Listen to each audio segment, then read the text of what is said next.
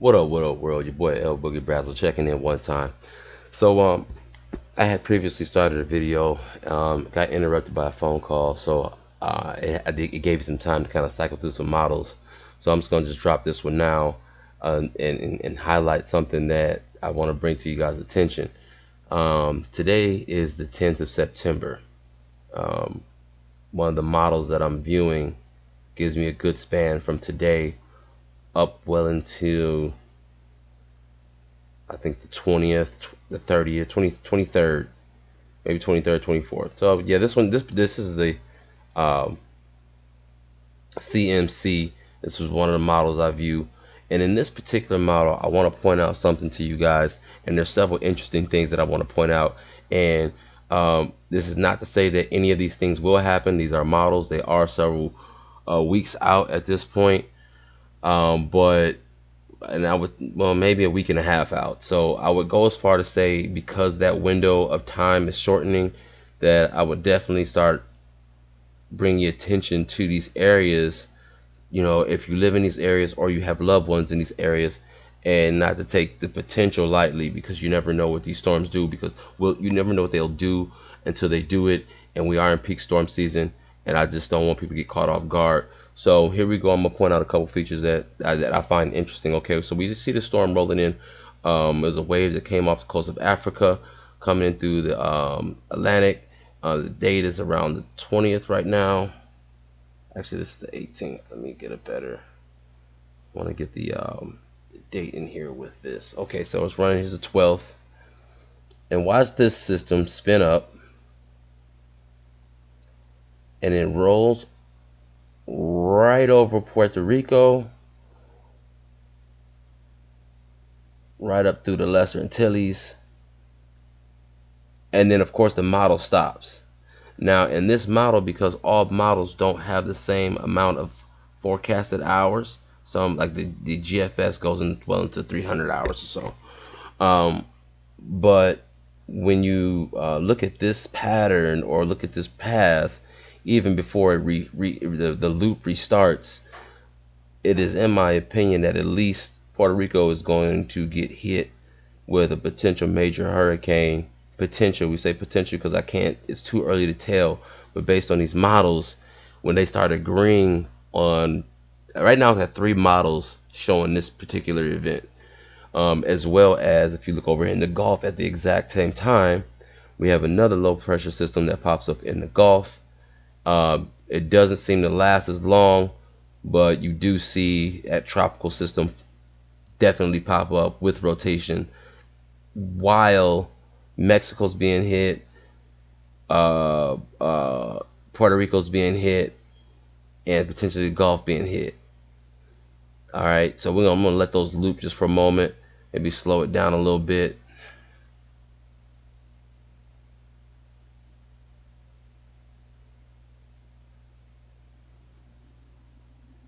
Just so you can really get an idea of what's the path of this storm. A little slow. I think I prefer a little faster just to wrap that one up. So this gives you an idea of what's going on with this particular model. So as we shift gears and go back to GFS, let's see what it has. Now the GFS will give us a longer forecasted timeline, and so we have a better idea of how much time, you know, a longer window, if you will, to see what the potential of a storm might, you know, where the path might be. So right now we're going to run the GFS for the same time frame. It may even go, I believe the GFS is going to go at least to the 24th. So we're going to run that. And again, so we're going to let this loop start over. It's going to refresh.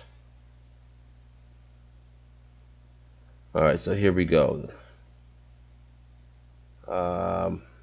Okay, here's the 11th. So as you see, we do get a wave that comes off the coast of Africa, and it's it right here. And although it initially doesn't spawn, there it is. Puerto Rico gets hit. Now watch the Bahamas one day. 2 days, 3 days, gone. This model shows the Bahamas getting hit by another major hurricane, which will sit there for at least 3 days.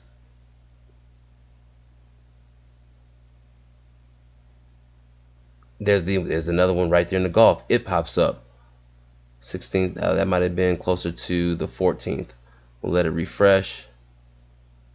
We're just gonna take it back again. Watch.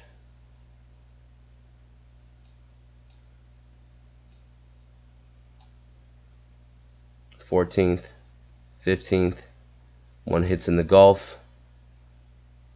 '17th, '18th. Puerto Rico gets hit. '19th, '20th, '21st, '22nd, and '23rd. Okay, that's more like 4 days, maybe even 5. That storm potentially sits over the Bahamas and just spins. Same way Dorian did. Without the same northern path, I think it kicks immediately out to the northeast and avoids the U.S. And that's just one scenario, because another model, an earlier model, showed a different track altogether. So let's look at the GFS legacy. Come over here, see what information it gives us.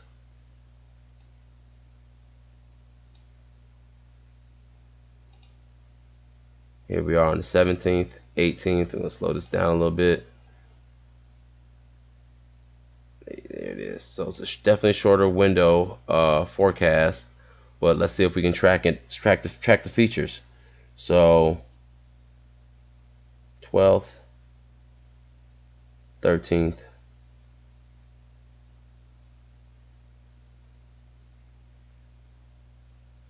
15th. It does show a light feature in the Gulf, but not strong enough to raise alarm. And then there's the one over, just that one this one shows it north of Puerto Rico.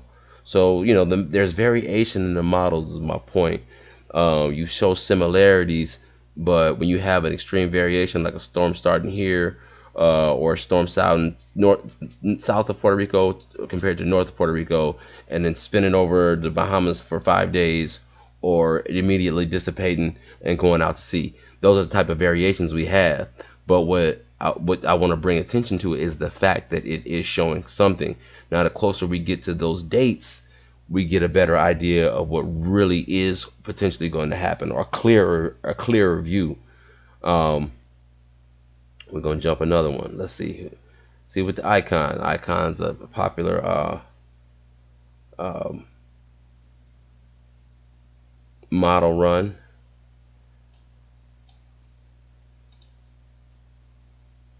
Start that from the top. Again, a shorter window, so we'll try to see what we can get in this time frame. But there's a system that pops up and dissipates, pops back up.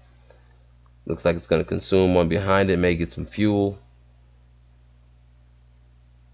And see, that window's too short. Yep, there's another system popping up on the East Coast. See, so it's definitely showing activity here in the latter parts of September. So if you thought that Dorian was the big hurrah, if you will, and that it was storm season 2019 giving us the best that it's had,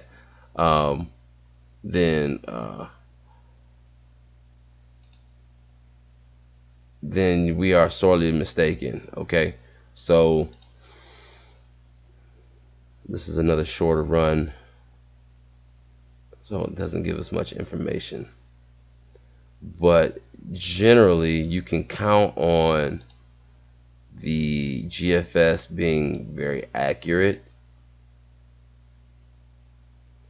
This is the nav ECM. Let's see, it's it's even shorter. It's showing us the previous, it's showing us the past, the present versus past, the future. So we're going to come out of there and just go back to the GFS. Generally gives us the larger window of time,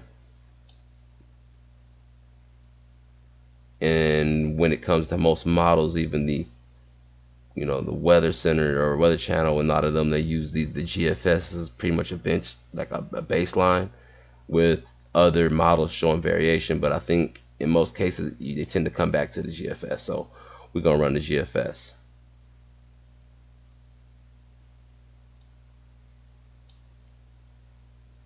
Storm pops up in the Gulf. That's around the 17th. There's that storm over Puerto Rico, goes into the Bahamas. It spins for at least 3 to 5 days, man. 3 to 5, maybe on start of day 5 it takes off. We're gonna run it back. We'll watch.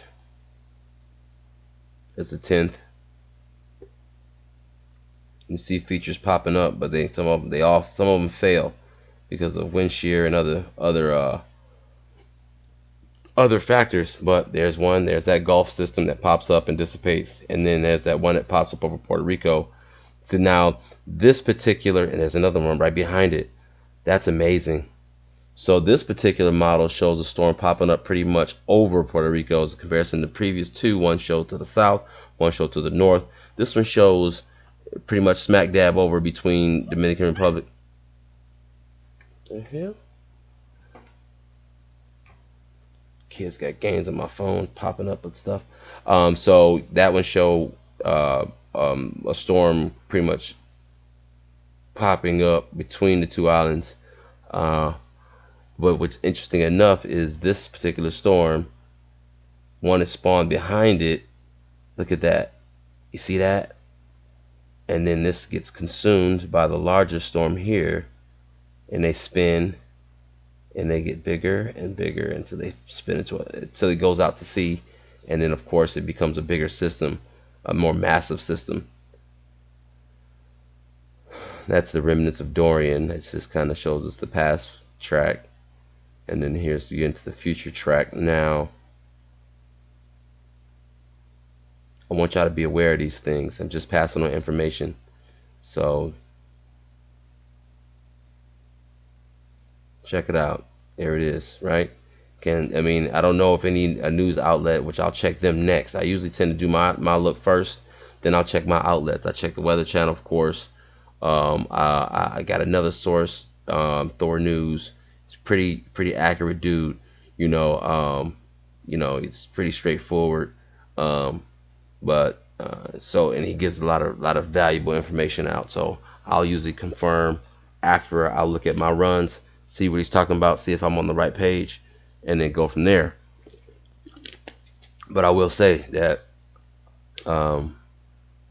definitely want to keep an eye on things, because I do believe that we are coming up on another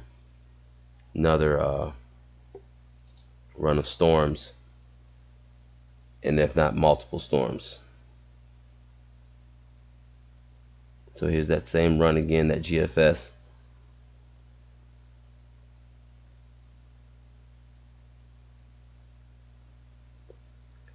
Go ahead and let that loop. There's the 10th,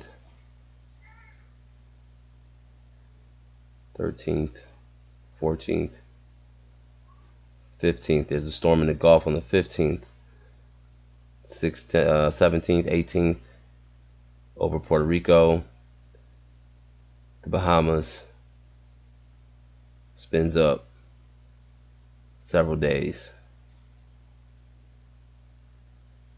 it moves on. And now mind you, that track can completely change. That whole northerly move, that push, I'm gonna watch what happens over here, what it has to work against. But I will go as far to say that it also could potentially turn right up Florida into the Gulf. So this whole area is played right now.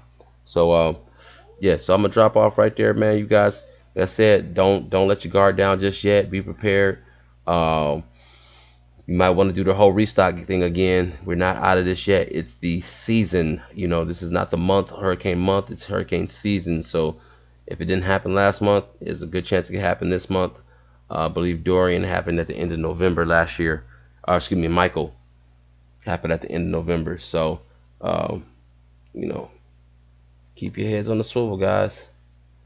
I think we're just getting started. So I'm gonna keep keeping an eye on these. Be back with a little bit of an update. That's all I got. Take it easy, guys.